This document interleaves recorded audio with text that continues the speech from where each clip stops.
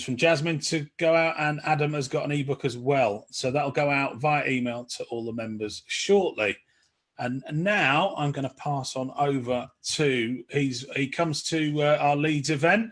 I first want to thank him for helping me over the last couple of years on a personal level, but as well as being part of this wonderful community. He was due to speak later in the year, and because we've had to go online, he has stepped up and he's now going to do a presentation. So I'm going to give Adam the floor and say thank you, Adam. Thank you for joining us. The floor is now yours for the next 50 minutes or so, or as long as you need. Welcome, everybody. Give him a high five online. It's Adam Bates. Thank you very much. Thanks for that lovely intro, mate. Yeah, I did kind of step in at the last minute, but I'm talking about some stuff that is something I'm using every day. Some stuff that I've basically been studying for years, but then also thrown in some of my own research, so it's pretty natural for me to talk about. But I do apologize if I mess up the structure a little, because that's been sort of planned about an hour ago. So anyway, I'll crack on. This is really, really relevant to everything that's going on right now. And to be honest, you know, it's the same obviously applies to what Jasmine was talking about. Everything that's going on in the world, there are many people right now who are experiencing things like fear, stress, anxiety. And in fact, that's probably a good place to start. I don't know how interaction here is going to work, how well it's going to work, but also just point out this is going to fall down at some point, so be warned, it's a bit makeshift. Anyway, let's see how the interaction goes. Can anyone tell me, how would you actually describe those emotions, like fear, stress, anxiety? What's actually going on when we experience them? Why do we feel those things? Just try the interaction. If this doesn't work, then I'll have to just talk for 50 minutes, which will bore you all to death, so come on.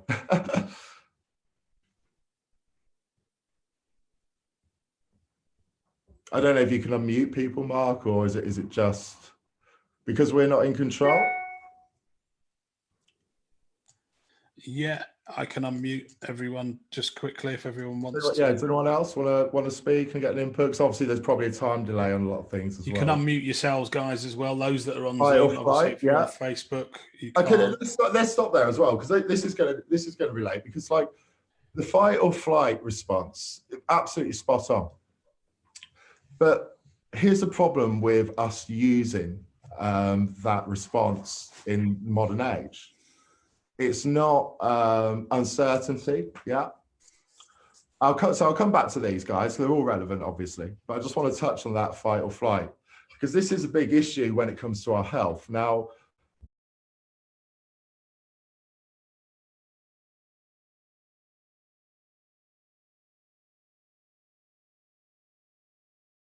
I am known for fitness. Most of you know this talk is absolutely nothing to do with fitness. Okay, I've been on a different path, and that is going to come up on this. But the fight or flight response, and this is coming from a fitness nutrition professional, that has more of an impact on your immune system than nutrition does.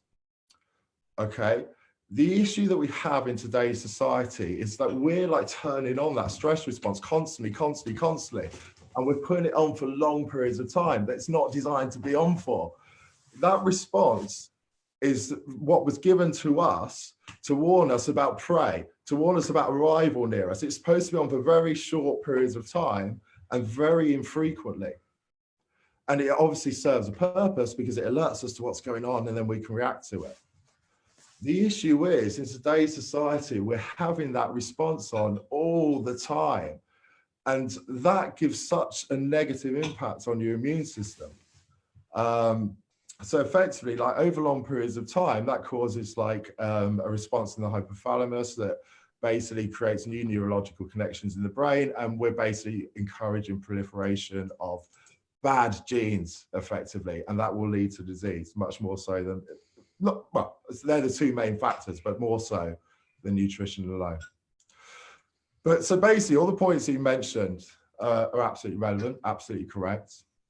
But effectively, what it boils down to, because we say uncertainty of the future, when you say uncertainty, if we're uncertain of which of two good things are going to happen, like there's two possible outcomes, both of which are good, but we're uncertain which is going to happen, then we're not actually going to feel fear, stress, or anxiety, are we? So those emotions are basically based on the sort of perception that we're either going to lose something that we perceive as having, that we don't want to lose, that we perceive as having more positives than negatives, or we're going to gain something that we don't want, i.e. we might gain this disease. We might lose a person close to us. We might gain like a world with a bad economy, or all of this stuff. You know, so we're basically fearing the gain of something that's got more negatives than positives. That's basically how those emotions arise. And I'm going to stop there and just go back a little in time. So this is where my little chart comes into play. This is a timeline. This is today. And on this axis, we've got positive, we've got negative. Okay? Can everybody... Your screen, Adam, is just slightly out of the camera, and you need to bring it in a little bit more. Why am I moving that? I can just shift the... Well, just move your camera slightly around. Yeah. Okay. I'll put it here too. Positive, negative. Okay? Now, let's go back a little in time to when I was at school. No, actually, let's go back a little further. 200,000 years ago. 200,000, actually, no, let's go back a little bit further than that. Let's go back 13.8 billion years.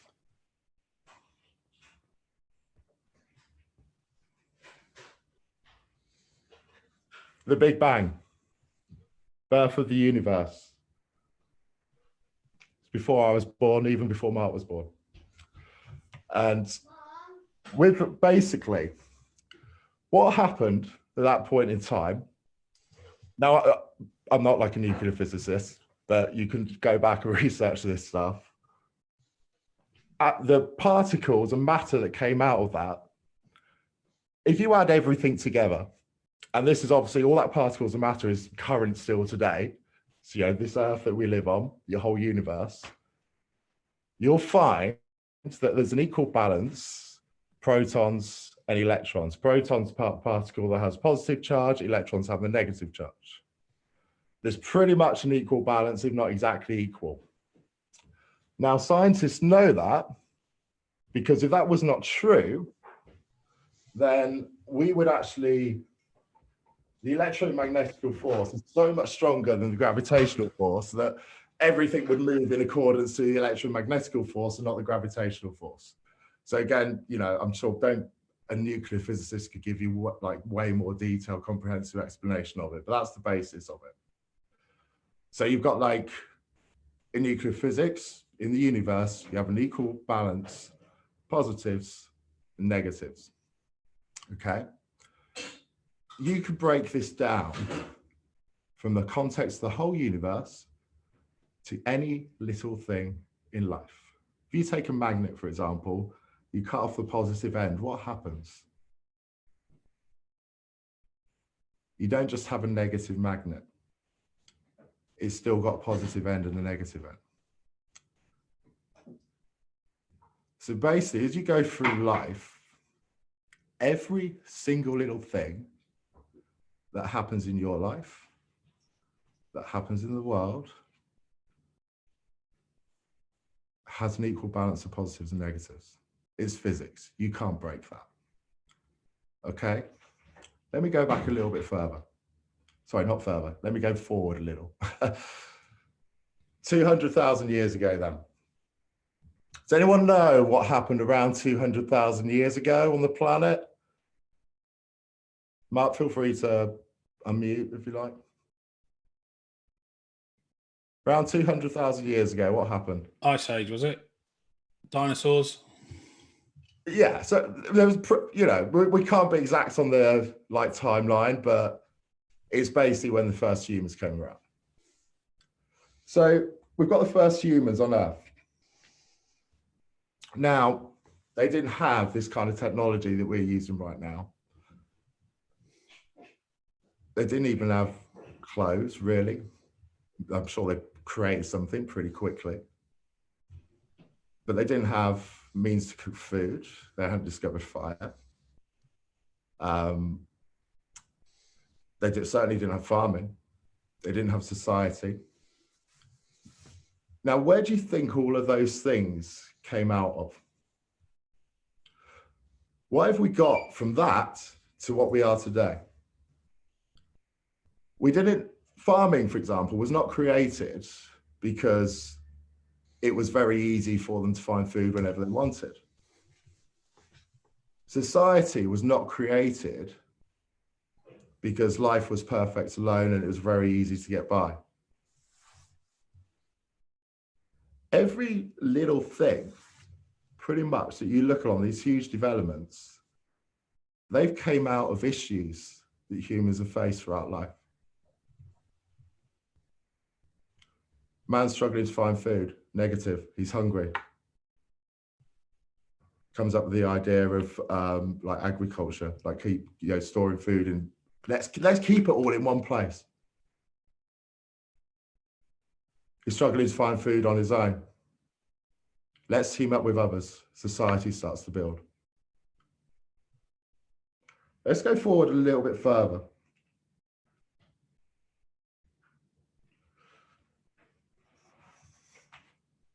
Let's go here.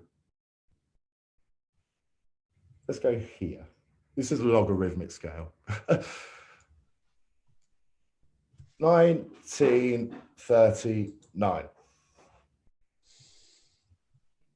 What happened in 1939?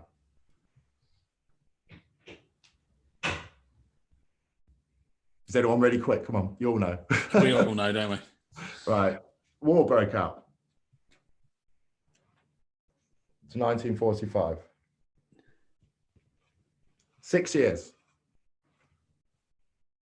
Around 60 million people died.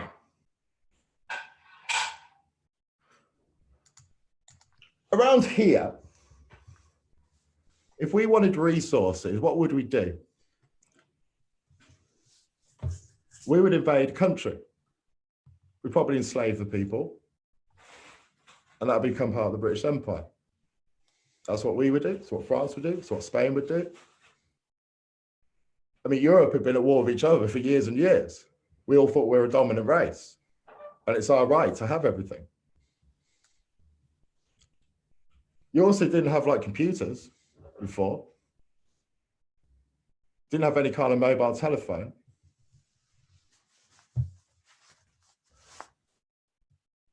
What happens at 1945? When this is done, yeah, a lot of lives are lost. I'm not saying that's a good thing. It's obviously not. What I'm saying is there's always an equal balance of positives and negatives. At the end of the war, imperialism was dead. You know, if we want resources, we're trading with other countries. Don't get me wrong, there was still like, you know, lingering like issues and, you know, people, it was still going on, but on a much smaller scale before it got completely eradicated. Same with slavery, it was still going on. There was still like racism, segregation and stuff like that. It faded out slowly over time. Certainly in the Western world, things changed radically. So we suddenly would have international trade, international stock markets. We had a lot greater, deeper understanding for people from other cultures, races, religions. But do you know what else came out of it as well? Huge, huge advances in technology. Now, one of those things that came out of it, nuclear science, obviously hugely destructive initially at that time. Do you know that without nuclear science, the main treatments that we have for cancer today would not exist? It was also a means to give us fuel that's more sustainable. And I know we've even got better methods now, of course. We also had the first mobile phones. Walkie-talkies were developed during the war. the first computer was developed during the war. Now, yeah, we lost 60 million lives. How many lives do you think all that stuff has saved in the years that have followed?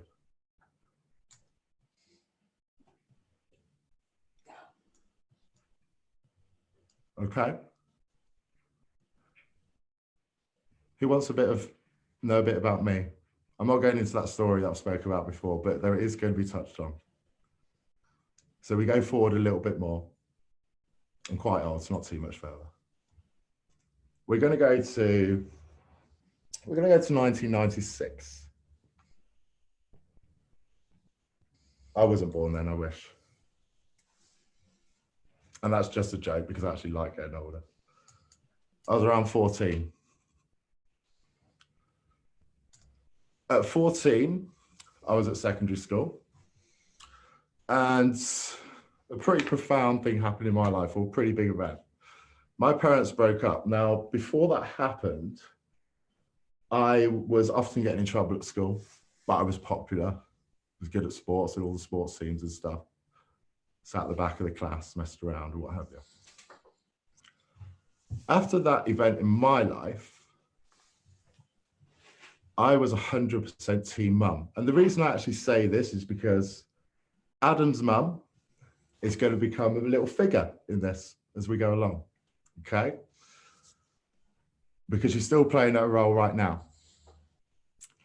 Now, after that event, I wanted to make Adam's mum proud. So I stopped hanging around with those people. I moved to the front of the class and I started really valuing my education. And instead of like those reports saying he's one of the smartest kids, not the smartest in the school, but he just doesn't care, they were turning into A stars and A's, okay? Now, another thing happens around that age. Kids stop going out after school and playing football. They tend to sit around trying to get cigarettes and stuff like that. I was a national level swimmer at the time and I was swimming every day after school. So I stopped hanging around even with people in my village. Guess what this is going to lead to at school at that age? Anyone guess?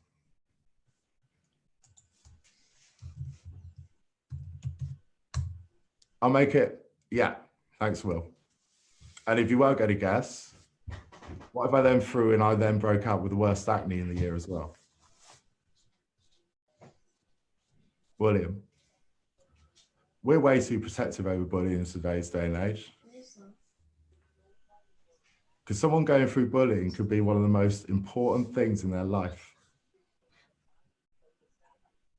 So I got bullied badly. I suffered from depression. Guess what Adam's mum was like at that time? William? Adam's mum, let's just say AM, because she's going to come up about. Best friend. Negative, positive, balance. Now, there's another thing that happens here. This is the way this all links together. You know, if you get this and follow me, if you lose me, please, you know, try and say, and I'll go back over stuff. But the way this links together is pretty friggin' amazing. And I hope when I do this, you then go away and apply this to your own life and to everything that's going on right now. So we're getting bullied. That's a negative. Adam's mum becomes his best friend. What are we also creating here? Because this was such a big thing for me, there's a bit of a void in my life here. What would you say that void is? I mean, well, you could probably call it many things, but let's say physical appearance is a big void. And I think in saying that, Mark will probably know exactly where I'm going. I don't need to write that, sorry. There's a big void there of physical appearance. I'll just put here, because I'll touch on it later. Should we go forward a little bit? Should we go forward to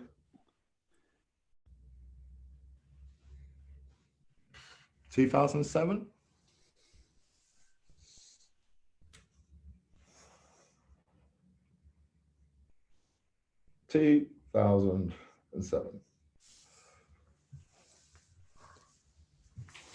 No, 25. Actually, no, let's go forward a little bit further. Let's say 2010.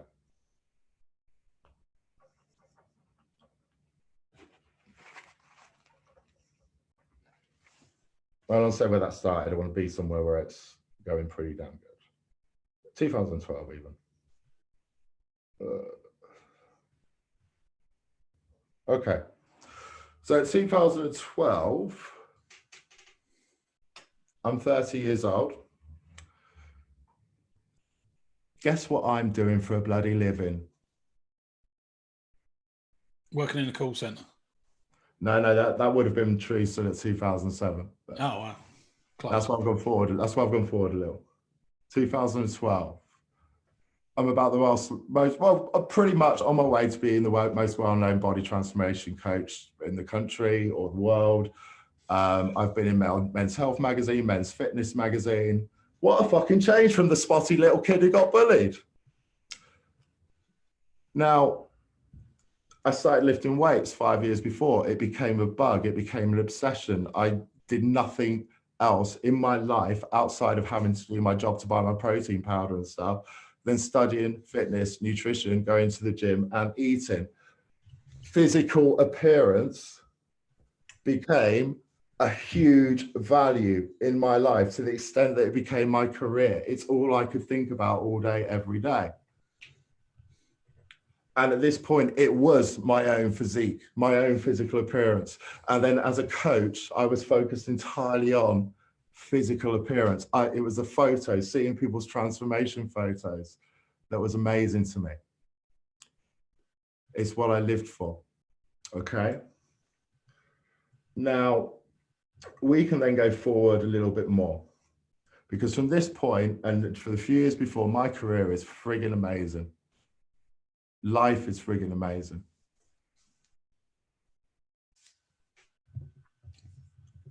But by the way, Adam's mum, AM, and don't worry, she won't be watching, because at this point, Adam's mum won't have him on Facebook, because all Adam does for a living is pose around with his top off and take stupid photos. Adam's mum,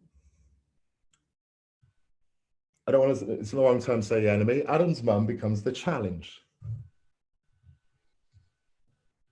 Adam thinks his mum should be proud of him because he thinks he's doing well, but Adam's mum doesn't see that at all. So what have we got going on here? Success, happiness, all aspects of life, praise, attention from girls, which I didn't have here. So where's the challenge? Adam's mum.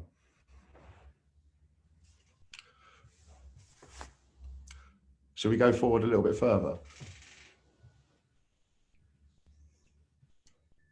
How about the end of 2016? Mark, how long through am I? Because I'm 1 hour. Oh, yeah, you've got 25, 30 minutes if you want it, mate. Yeah. Okay.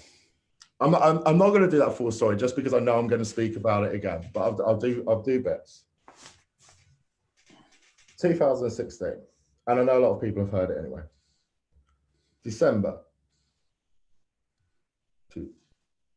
Okay. First, let's go back to December 2015. Adam meets a girl, he falls in love. She moves in with him very quickly. Everything's friggin' amazing. Life is great. The girl doesn't really understand why Adam's mum is so mean to Adam all the time, though. Anyway, some stuff happens in Adam's life. He has like an illness.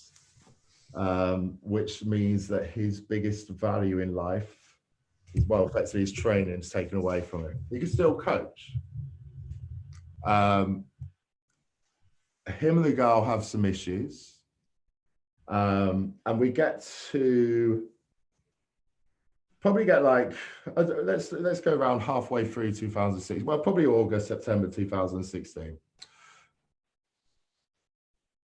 Adam's really not happy in that relationship. He feels that he's fallen out of love, but he also doesn't love himself anymore at this point. I did not deal with that, you know, not being able to train, being taken away from me. I just couldn't deal with it. And like I said, I didn't love myself. I didn't feel that I loved a girl anymore. We both changed. Now,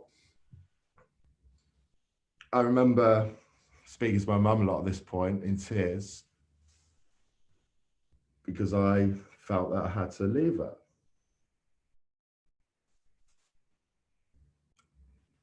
Problems in the relationship. Adam's feeling down and depressed, doesn't love himself. Adam's mum's his best friend. Isn't that funny?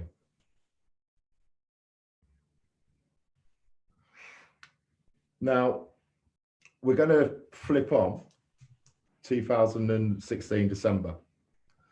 I broke up with her. I figured it was something we had to do. And obviously, if you want to know more details and stuff, then come watch me speak again sometime. I'm sure many of you have already heard it. And also, while I'm sitting down, I can't really put the energy into it all. But effectively, I broke up with the girl and I went crazy. Okay. I was the one, after making this decision, who couldn't fucking deal with it. I remember waking up in the morning and there's not girls' clothes all over the place. I'm making breakfast for myself. I'm going shopping on my own. By this point, I'm able to go to the gym, but I'm going on my own. All this stuff, we lived in each other's pockets. All this stuff was not right. And I couldn't deal with it.